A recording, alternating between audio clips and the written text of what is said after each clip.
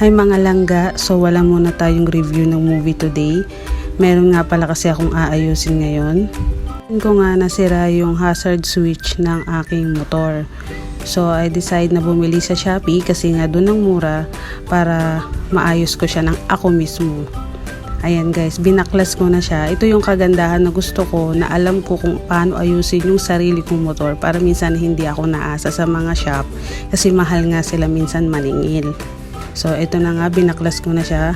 Tinatry ko na siyang ilagay yung mga wire niya kasi di-clip lang naman yung mga yan. Yun din yung kagandahan sa mga sinaunang Yamaha kasi ang dali-dali talaga nilang gawin kasi meron naman ding YouTube kaya pwede mo siyang gayahin.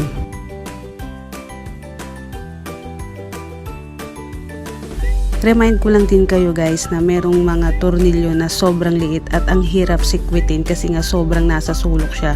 So meron akong maliit na parang screw na nabili ko rin sa Shopee na mura lang. So mas maganda meron kayo niyan. So ayun nga mga langga, nakita ko na magdidilim na kaya medyo binibilisan ko na yung pag-aayos. Kasi pag umulan, yari tayo, basa ang mga wirings. Kaya dapat alam mo kung paano siya tanggalin, so alam mo din kung paano siya ikabit. So ayun na nga guys, nakabit ko na. Ang ganda niya na, yay!